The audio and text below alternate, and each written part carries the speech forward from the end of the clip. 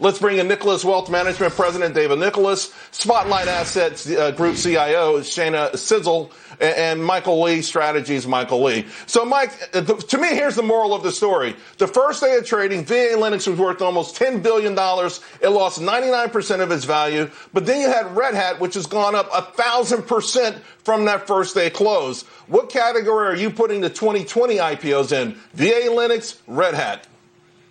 Yeah, look, I mean, that's a pretty big contrast. I'd probably say somewhere in the middle. I think what investors need to realize is these hot IPOs, if you can get an allocation on the IPO price, it's almost free money with very little or no risk. And those are given to investment banks' biggest and most profitable clients. So the chances of you getting a meaningful share allocation are almost zero. Well, I'd say the trading strategy. The question is, should you buy them once they start trading, though? Should you be afraid to own them after they begin trading?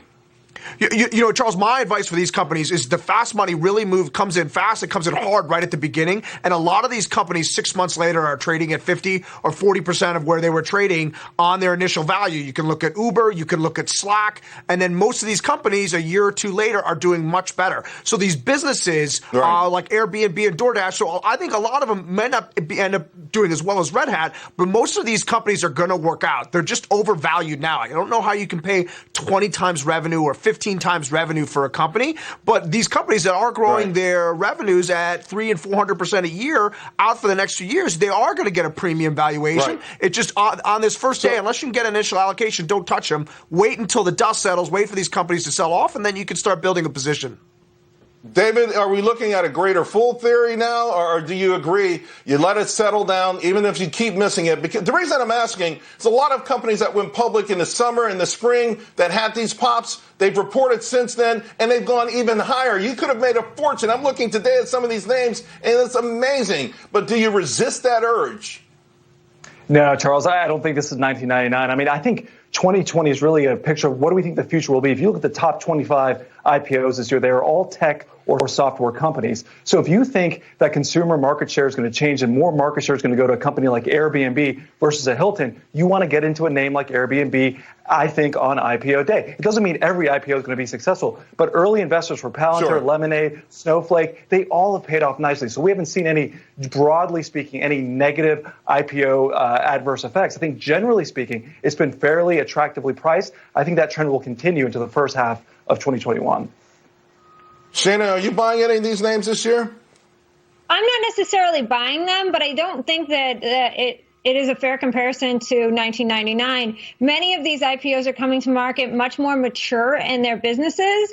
And so they are, if they are not already having some profitability, they're very close to it. These are also companies that people know and they use, which is very different from what we saw in 99. And we're not seeing this rush to go public like we saw in 99, where a lot of very bad companies came public much sooner than they should have. And there was such a demand for IPOs that they had no problem selling the shares, but they weren't good companies. Yes, we have a lot of demand, but these are good companies that are coming to market at the right time. And we haven't seen this rush to monetize investment by venture capital and by founders that we saw in 99 that led to a lot of very bad companies coming to the market.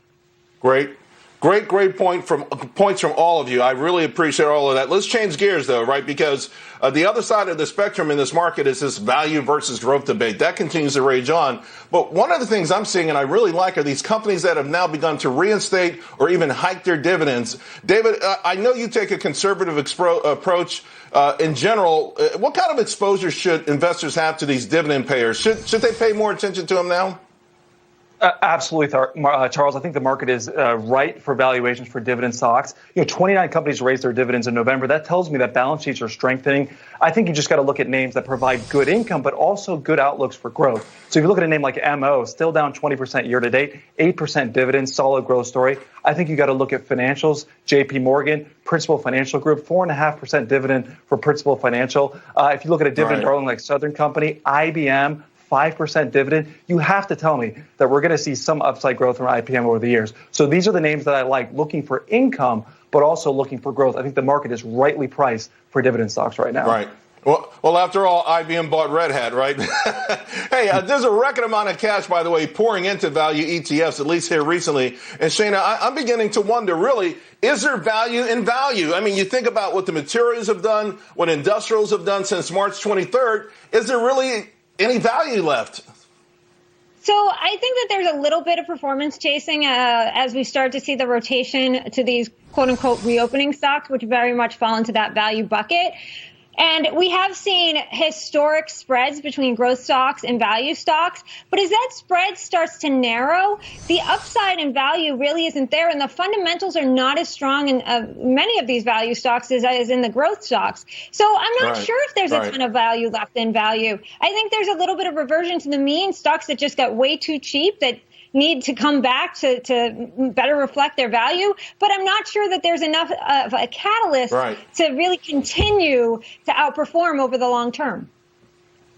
In the meantime, Mike, do you think growth retakes the lead anyway pretty soon, right? Why would that happen? Well, Charles, what you're seeing today in Airbnb stock and what we saw in DoorDash is there's just a lack of growth in the world. And while there's this lack of growth in the world, companies that can grow their revenues at 100%, 200%, 300%, there's an infinite amount of capital that seems to be chasing it. And so when you have an overall market multiple in a post crisis, the COVID crisis area, it seems like we've gone from like a 15 multiple to a 20 multiple on the overall market. So a lot of these companies get up in the 25, 30 multiple range that are growing 3 and 4 times as fast as some of these value names. It's hard to argue with it. So until there's more growth worldwide and there's more pockets of growth worldwide, you're just going to see more marginal dollars chase it because there's kind of value everywhere. Does that make sense? So growth is the companies that are really growing are a unique class, and they command a premium, and investors are going to come back to them. I got less than a minute. Hey, I want to talk quickly about risk. The last couple of sessions, NASDAQ has been acting like it's a little bit toppy here. And on the other end of this, people are really worried on Wall Street. They keep lamenting the idea that small investors are in this market. And now more recently, they're pointing to this huge surge in small option orders, right? A few calls here and there. They say it's a negative sign for the market. David, let me go back to you. I'm calling bunk on this, right? I think it's the Wall Street folks who are afraid they're going to keep losing their clients to the do-it-yourself crowd. I don't believe the small investors are inherently dumb or stupid, but does this scare you, the fact that we are seeing records amount of small option buying?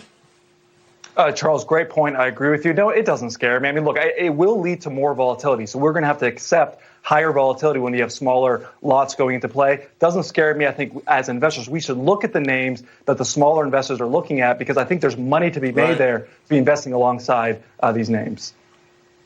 And I know nothing scares Shana and Michael, nothing. David, Shana, Michael, thank you very much. A great start to the show. It's an exciting day.